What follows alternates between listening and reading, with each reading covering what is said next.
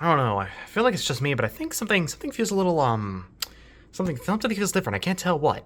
It's probably just my imagination. But anyways, we are here doing a Hunger Games. It's Hunger Games time. Hunger Games style. Hunger Games o'clock. And here we are doing, starting off Spooky Month. Because as you all know, as we can all assume, it is October, the beginning of Spooky Month. Was not now, because it's October 5th as I'm recording this, but it was beginning Spooky Month on October 1st, which means we're officially in October, and you know what that means? To make up for last year having, like, no spooky Hunger Games at all, I'm gonna do some spooky Hunger Games this year, just to kind of make up for it. Only 2, though, because...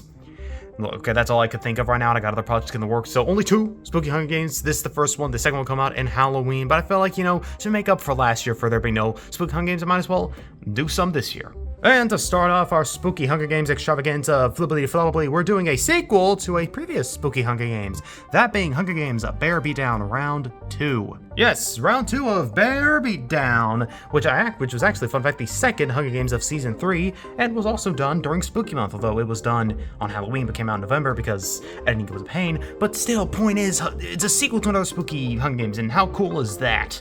And I felt this would be perfect to do since I like Bear. Bear's kind of spooky, and you know, it just makes sense for a spooky month type of Hunger Games. And with the Hunger Games explained, it's not how you get into these mother trucking districts. As I hope we all know at this point, the first 3 districts of a sequel round are all the people from the previous round of the top 6. So start off with District 1, we have Jimbo, our previous winner, and Bob, our previous 2nd placer. In District 2, we have Future Patrick, our previous 3rd placer, and Alpha, our previous 4th placer. Plus, fun fact about him, he was actually a winner of Season 1, so he is a previous winner. He won a bear round in Season 1. And then move on to District 3, we have Shadow, who was our previous 5th placer, and Charlotte Barberry, who was our previous 6th placer. Moving on from all of them, it's going to be all newcomers. Moving on to District 4, we have Headlegs and Robot. District 5, we have Miku and Esteta Water, one of my favorite bear skins.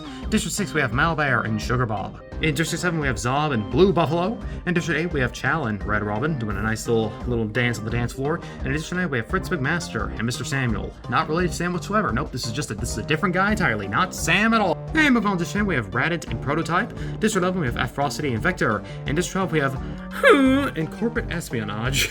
And here's one more good look at everyone that's ready to fight each other to death and possibly kill each other and all that good stuff. And because I forgot to show this, so I'm not going to forget to show this, boom, look at this little bear thing on the side. Because, you know, I always have to do one of these. And, yeah, well, that's shown. Without further ado, let's get into this freaking round already. As the tributes stand on their podiums, the horn sounds. Radit snatches a pair of Psy. It's horrifying. Oh, and Frosty and Sugar Bob work together to drown Chow. Already, we got our first death. That being Chow, which is like one of 2 survivors. That we already lost Survivor. So that's nice. Fritz stays at the cornucopia for resources. Alpha runs away from the cornucopia. He's a previous winner. He knows what to do here. Headlegs runs away from the cornucopia. Prototype runs away from the cornucopia. Future Patrick grips a mace. Of Shadow's hands. The previous top 6 are fighting each other right now. Bob falls into a pit and dies. Really anticlimactic way to go for a 2nd place. I mean, come on, Bob. You got 2nd place. What are you doing out here dying and falling into a pit when it hasn't even started yet? It's crazy. Charlotte Barberry runs away from the cornucopia. Horse pit. And we are we're losing people by the boatload right now. Corporate Espionage falls into frozen lake and drowns. We are losing people by the boatload, and it just started. You know, that is the Hunger Games, though. It sucks to lose such a funny character already. Mr. Samuel runs away from the cornucopia. Miku runs away from the cornucopia. And Jimbo? If you follow in the footsteps of Bob, I'm gonna lose it. Okay, good. Jimbo takes a spear from inside the cornucopia. Zob runs away from the cornucopia. Grabs a shovel.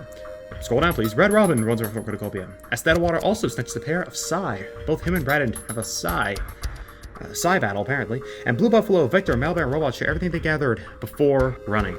Alright, moving on to day 1, and we already had a nice little bloodbath at the beginning. Malbear makes a slingshot. Receives medical supplies from an unknown sponsor. Jimbo discovers a cave, and Frosty also discovers a cave. Was it the same cave or a different cave, or perhaps a cave? Oh, and also a Prototype discovers a river. We got a lot of discoveries going on, a lot of discovering. What's Headlegs doing? Making a slingshot. I question how Headlegs is gonna make a slingshot when they don't have any arms. They only have legs. So I mean, it's got like there's multiple of the Headlegs, so maybe they're gonna like work together to make the slingshot work. You know what I'm saying? But I don't know, man. Sugar Bob questions his sanity. Charlotte also makes a slingshot. What is going on with these slingshots? Apparently, is a slingshot Saturday? I can't even say it's a slingshot Saturday or Sunday because it's Monday at the time we're recording this.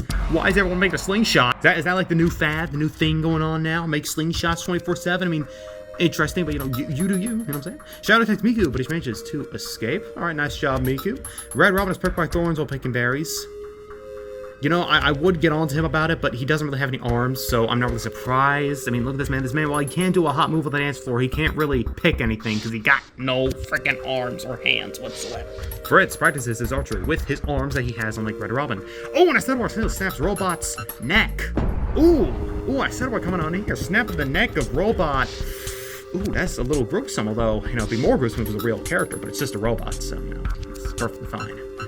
Somewhat. However, I will say that will not protect that Stead Water in the upcoming AI invasion, which probably could happen at some point. Mr. Samuel begs for Blue Buffalo to kill him. He refuses, keeping Mr. Samuel alive. I don't think I'm saying Blue Buffalo's name correctly, because it's all caps and it has 2 exclamations, so I probably should be saying like, Blue Buffalo! Peach, Patrick, Vector, and Radit hunt for other tributes, and Alpha and Zob split up to search for resources. Being with a previous winner, you might actually get somewhere pretty good, Zob. 4 cannon shots can be heard at a distance. Chow, Bob, Torpedo Espionage, and Robot. Alright, moving on to night 1, the first night. Frosty defeats Malbear in a fight, but spares his life. Alright, Miku cooks her food for putting her fire out. Peach and Patrick climbs a tree to rest. We all know what I was going to say there. Instead of water, Mr. Samuel shadowing tells us ghost stories to lighten the mood. Sugar Bob, Reddit, Headlegs, and Charlotte sleep in shifts. Again, we got the only survivor right here, and none of these guys are attacking her. We got a bear, we got a doggle variant, and a bob variant, and none of them are attacking the only survivor, so it's pretty interesting. I'm just saying, maybe they're being a little bit, maybe they're trying to plot something, or maybe they're being merciful for once. Unexpected. Vector tries to treat his infection. Prototype receives an explosive from an unknown sponsor. Scroll down, please. Red Robin fends Alpha, Blue Buffalo, and Zob away from his fire. Now, how Red Robin could do that? You couldn't yet. Now, we all know this man can't pick berries for nothing, because he got no appendages, so how on earth did he fend the fire everyone away from his fire? An explanation for that. What on earth was his dance moves too good or something? Fritz also climbs a tree to rest, and Jimbo receives a hatchet from an unknown sponsor. Forgot to name the sponsors in the stack. Nabbit, that's on me. Anyways, day 2, Sugar Bob collects fruit from a tree. Prototype, Malbear, Blue Buffalo, Vector, and Radit hunt for the tributes. And Headlegs split up to search for resources. Charlotte receives fresh food from an unknown sponsor. Red Roll, Jimbo, and Alpha track down and kill Putrid Patrick.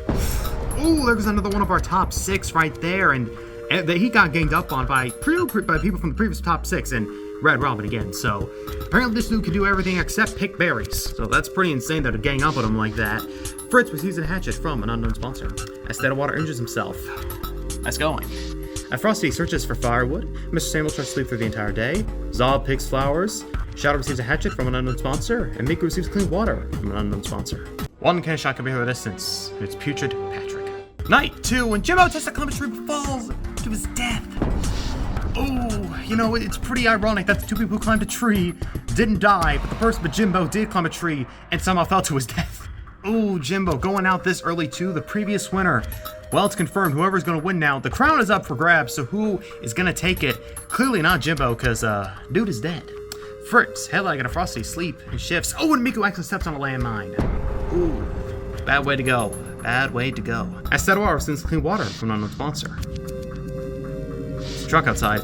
Seeing as how Estedwar is literally just water himself, I think you got clean water inside of you, unless that's like your life, your blood, which in that case, then I guess you probably shouldn't drink out of it. It's like if you drink your own blood to try and live off it. It doesn't really work like that, so, maybe that's why you need the clean water and can't just drink himself. That sounds weird out of context. Charlotte and Zob hold hands.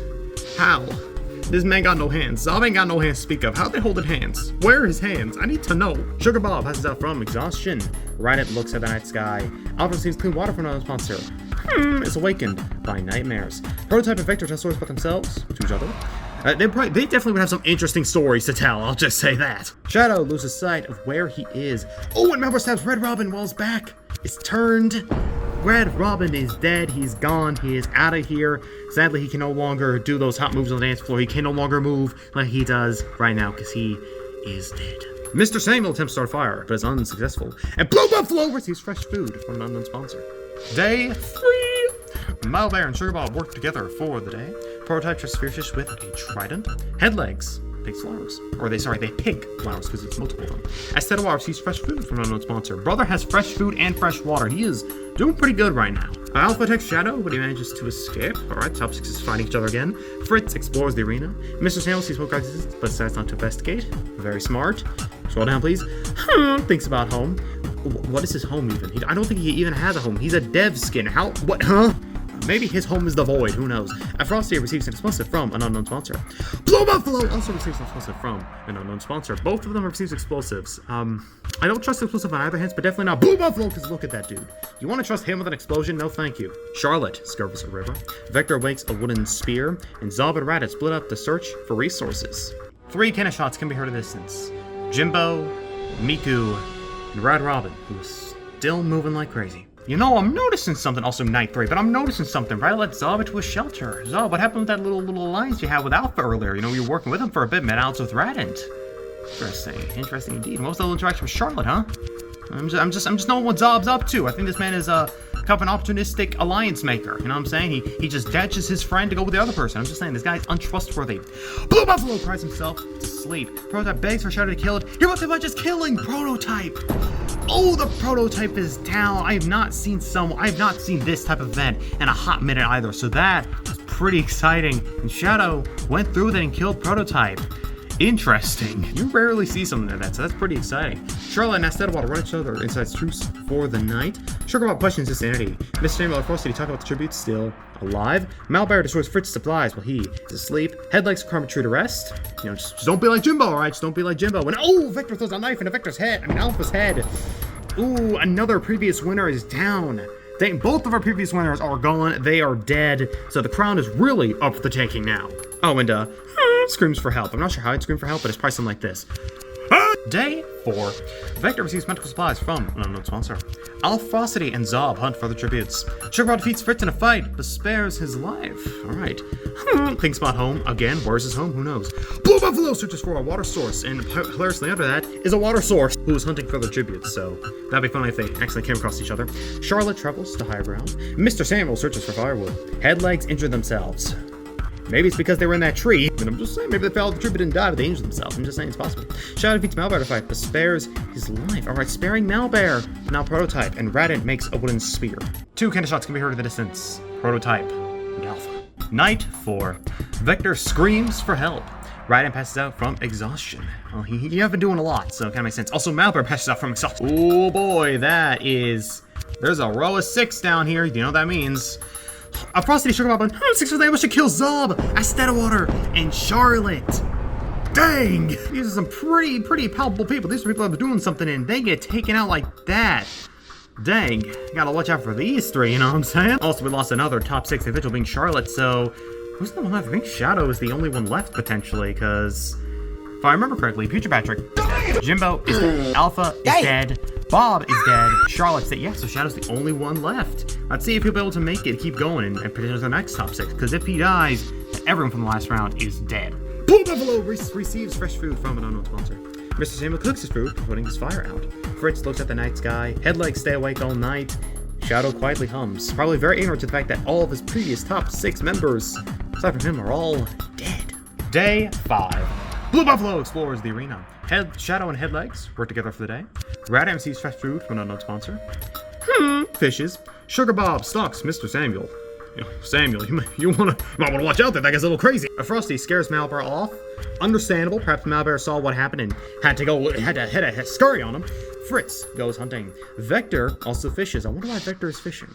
I mean, it makes sense why is fishing, but why Vector? A little interesting. And also, he's got 4 arms. Is he doing 2 rods at once? So it's crazy. 3 cannon shots can be heard in the distance. Zob, Astedwater, and Charlotte Bearberry. And with the fact that we're now down to our final 11, I think it's a good time to go ahead and go over everyone else is alive. The stats of everyone is going to set us. I got everyone's still alive right now. I got everyone, everywhere now. Everyone's right now. So starting off, considering 1 and 2, because they're all dead. Move on to District 3. We have Shadow, who's the one alive still. The only top 6 remaining alive with 1 kill. Not too bad, Shadow. Not too bad. Moving on to District 4, we have Headlegs, who was alive with no kills. Big fat 0 kills. Brother is a pacifist. They're all pacifists confirmed. Moving on to District 6, because everyone in 5 is dead. We have Malbear and Sugarbob both still alive. Malbear with 1 kill, and Sugarbob with a big fat 4 kills. And 3 of those kills was, the 3 that he helped take out earlier. So, yeah, he's going crazy in the chat right now. Moving on down to District 7, we have Blue Buffalo, who's alive with no kills. Brother's also a pacifist. However, I don't know if that's intentional. It just could be because he's He's Blue Buffalo. Do I even need to explain why he probably isn't all there? Moving on to round, we have Fritz McMaster and Mr. Samuel, who have not been doing a whole lot this round, and mostly been to themselves, and lo and behold, kind of makes sense, because they are both pacifists. Moving on down to District 10, we have Radin, who is alive, also a pacifist. District 11, we have Frosty with 4 kills, and Vector with 1 kill. Again, Frosty helped with the whole jumping the other 3, and as well with 3 kills, again, from the 3 that he jumped previously. So all in all, we have a pretty good range of people right here. Now I got some people with some kills, and some with a whole bunch of kills, and the majority are just pacifists. A pretty good amount, I have to say. So now it's time for me to choose who I'm gonna bet on winning this. Who do I think has a chance to win this? Well, first of all, I'm going to go ahead and put a bet on Shadow, because he is a previous top 6 member. You know what I'm saying? I don't know if he has the potential to win this, but I would like to see him get to at least the next top 6. You know what I'm saying? I think it's cool when people from previous rounds make it to the next one when the rest of their crew are all entirely dead. And I'm looking over the rest of them. I'm not entirely sure who I think might win this, but honestly, I think I'm gonna give it to Vector, actually. I'm gonna give it to Vector. There's something about him that he just radiates some aura. I can't believe I'm saying that word, but aura. He's just an aura to him that I think, you know, he would potentially do a really good job during this round. Also, he was a pretty strong boss fight in, you know, Bear Alpha, so I think he might have a chance to win this. I was gonna go with Sugar Bob, but I think Vector has a better chance, and now's the time where I ask what you all are thinking who might win this. Go ahead and put them in the comments below, or don't, it's up to you. And without further ado, let's go ahead and get to the frickin' rest of the round. Night 5. Blue Buffalo screams for help. A Frosty receives medical supplies from an unknown sponsor. Tends to Malbear's wounds. Headlegs start a fire. Sugar Bob, Shadow, Fritz, Miss Samuel, and Vector sleep and shifts, and Radent goes to sleep, as you do. Day 6. I'm saying night 6. Day 6. Mr. Samuel cuts fruit from a tree. Blue Buffalo and Sugar Bob chunk down and kill Malbear. Ooh, Malbear out like that. From Blue Buffalo of all people. Blue Buffalo out here. Help kill. I'm Sugar Bob, I can understand, but Blue Buffalo, that guy, seriously, that's messed up, dog. Shadow receives medical supplies from an unknown sponsor. Vector goes hunting. A Frosty tries to sleep for Veen. You know, I keep trying to say I don't want to make this point, but stop sleeping during the day. Radin thinks about home. Headlights overpower, killing him. Man, they killed off like that. It's crazy. And the headlights, too. I mean, I guess no power in numbers, but still, that's crazy. I mean, it even says headlights overpower, killing him, so dang, but I can't believe they killed on like that. That's crazy. And Fritz clicks fruit from a tree, as you do. 2 cannon shots can be heard at a distance. Malbaron. Night 6. Blue Buffalo was woken by nightmares, perhaps from maybe the red. I can't think of another animal that would go with red. Yeah, I got nothing. Mr. Samuel, Headlights, and Sugar Bob cheerfully sing songs together. Vector looks at the night sky. Shadow starts a fire. A Frosty and Fritz hold hands. I thought they were actually about to fight for a second, so that's surprising. And Reddit stays awake all night. My God, what happened to you sleeping during the night? I thought you weren't nocturnal. Now you are nocturnal? What's going on here? Oh boy, would you look at that. It's our favorite time of the Hunger Games. It's the feast! Bumpity-bumpity-bumpity-boo! The cornucopia is replenished with food, supplies, weapons, and memoirs from the tributes, families. Let's see what the heck is going on. Mr. Samuel was able to convince Shadow to not kill him. Okay, I was about to say I thought Shadow died for a second. I was to be very upset, but no. Shadow killed Mr. Samuel. Very interesting. Now, first killing Prototype, not Mr. Samuel. Perhaps he's not being as merciful as at first. There were a couple times where he did spare people, so interesting. It's interesting to see who chooses to spare, who not to spare. Blue Buffalo decides not to the feast. Very smart. Sugar Bob also does not go to the feast. Also smart. Same with Radent. Being smart. Same with Vector. Is anyone else going to go to okay, Headlights takes staff leaning against the cornucopia. I'm questioning how on earth they're all going to carry it. I mean, staffs are pretty big, and they're all pretty small, so is they going to, like, carry across them? It's crazy. Fritz doesn't go to the feast, and Frosty also doesn't go to the feast. Pretty lackluster feast, all things considered. Day 7. A Frosty receives a hatchet from an unknown sponsor. Ooh, Fritz unknowingly eats toxic berries. See, Fritz, this is the problem. You can't be out here eating the random berries you see across the ground. You can't be doing that. You can't be eating random berries that you see across the ground. You can't do that, man. You can't do that, but I don't know. Maybe he was starving or something, just needed something to eat, and then get some of those toxic berries and got a case of mesothelioma. Vector searches for firewood. Blue Buffalo camouflages himself in the bushes. Okay, now I really got a question. Unless the bush is blue, how on earth are you camouflaging yourself in there? Right, receives a hatchet from an unknown sponsor. Headlights collects fruit from a tree, and Sugar Bob attacks Shadow, but he manages to escape. Oh, dip! Sugar Bob's going after Shadow. Hey, Shadow, run. Run. Do not mess with Sugar Bob. Keep running if you see him again. This dude is bloodthirsty. 2 cannon shots can be heard at a distance. Mr. Samuel and Fritz. Night 7. A Frosty defeats Radin to fight, but spares his life. Alright then. Sugar Bob's unable to start fire and sleeps without warmth. War Machine, obviously that matters.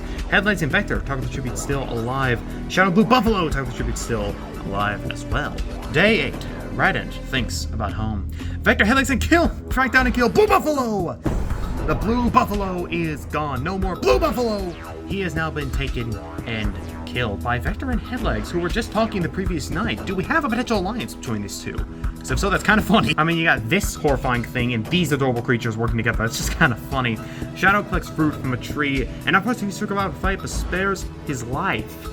Frosty's going on the merciful route right now. One can shot compared distance, and it is Blue Buffalo! Night 8. Vector sees a fire, but stays hidden. Sugar Bob, Sugar Bob spears Shadow in the abdomen. Shadow, I told you if you see Sugar Bob, you gotta run. And you didn't run. What are you doing? Sugar Bob came back to get his get back after Shadow got away from the first time. Dang it! That was one of my bets. That really sucks. Alwyn Radent kills Headlegs with their own weapon. Was it the staff? Was it the giant staff they carried? If so, that makes a lot of sense. And Vector, where the crap were you when Headlights was getting beaten to death by Radent? And Frosty tries to treat his infection. Well, that's interesting. However, that is not all doom and gloom, because I just realized we are now down to our final 6 right here. So even though Shadow and Headlegs are both dead and gone, guess what? They're still gonna make it to the next round. So nice that the Shadow still made it to the top 6, and we'll be in round 3, day 9. Frosty receives fresh food from an unknown sponsor. Radent, Sugar Bob, and Vector hunt for the tributes. The only tribute you can hunt for is Frosty, and you didn't kill him this day, so you all failed. You were all failures. 2 cannon shots compared to distance. Shadow and Headlegs. Night 9. Frosty and Sugar Bob fight Vector and Radent. Vector and Radent survive! That is what I'm talking about, Vector! That is what I'm talking about! That is what I'm talking about, Vector! You are not gonna treat them like that! Yeah! Sorry, I got a little hype right there, but it's nice to know that one of my bets that I actually voted for is actually doing something worth the crap. It's a good thing I put my bet on you and not Sugar Bob. So I put it on Sugar Bob, I would have lost both of my bets, but I still got Vector here, so that's pretty good. Also, ding dong, the witch is dead. So anyways, with these 2 bosses taken out, it's now down to Vector and Radent. It's down to these 2. Who am I hoping to win? Vector, obviously. He's been going crazy so far. I think he has the best chance of everyone, and if this mouse somehow beats him, it would be hilarious, but I'd also be upset. Alright, here we go, day 10. Not looking at the tribute, surprisingly. We're just skipping straight to it. Day 10. It's time to see who will win this. Here we go. You failed! Are you kidding me? Radent's free lynches Vector. What's the matter with mystery? Vector. Vector, my good sir. Vector. You jumped both Sugar Bob and Frosty. You are one of the strongest characters in the bear universe. How did you lose to a daggum rat? How did you lose to a frickin' rat? Explain this to me, Vector. It's the biggest piece of dog shit. Well, that sucks. I lost one of my bets because a rat somehow killed him. Well, before we get to the winner, look, it's everyone who's dead. Everyone who's dead. Yeah, Vector includes that too. And with everyone dead, all that leaves with is our winner, Ping Radent from District 10. I'm not gonna lie, it's actually kind of funny that he won. I mean, look, just because it's funny that the rat won one doesn't mean that I'm happy that he lost. I'm saying it would have been a lot cooler if Vector won, but no, the rat had to win instead. Though I also like the rat, so I don't know, I'm a little conflicted. But anyways, enough about being conflicted. Let's get to the frickin' placements of everyone right here. All right, moving on to Radent, our winner, who is alive with 4 kills. Pretty dang good. Moving on to Vector, second place, who somehow died to a rat, also with 4 kills. Again, I'm telling you, this dude was capable. Why? How did he lose to the... Moving on to third place, we have Sugar Bob with 6 kills, and I'm just saying, while it would have been a very cursed number, if he got in 6th place and was just, I'm just saying, put the numbers together, I think it'd be very interesting. Moving on to Frosty in 4th place from District 11 with 4 kills. Again, change that District 11 to a District 4. That would have been kind of funny. Headlegs in 5th place from District 4 with 2 kills. Did a lot better than I thought they would. I'm going to be honest. Headlegs, but, you know, power numbers, as I did say. And Shadow in 6th place with 2 kills. The last remaining member of the top 6 from round 1, and he managed to make it, unlike the rest of everyone else. Oh, and the passers that made it first was Fritz McMaster in 8th place from District 9, and how fitting that next to him is Mr. Samuel in 9th place, also District 9 with no kills. So they surprisingly were always pacifists. So that round was pretty good, actually. That was a pretty nice round, pretty entertaining round, pretty interesting round. A lot of things happened I did not expect. Especially that being us losing someone like Chow and Corporate. You lose like all these top 6 so early. We lost like a majority of them super early, like Bob especially. Bob, Jimbo, like what the heck? But you know, Shadow made up for it for being the new top 6 anyway. So you know what? That's pretty dang cool. And also, I'm gonna go ahead and not take up too much more of your time, but I will say this. I mentioned this kind of like at the beginning, I mentioned this, but yes, this, I'm finally acknowledging, yes, this is the old way of recording things. I know like the past 2 rounds have been, you know, me actually recording the computer screen with like actual recording software, but I'm gonna be genuinely honest when I say this. Those rounds were not really fun to record, and they were not fun to edit, And I'm gonna be honest, I felt a really low amount of motivation working on Hunga Games, so I decided to do it the old way this time to see if it'd be any different.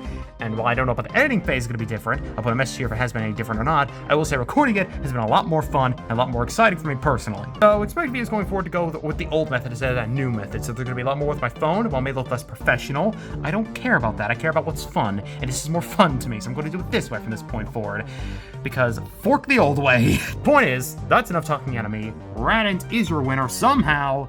And I'm gonna go ahead and I'll see you all on October 31st. The jack-o'-lantern.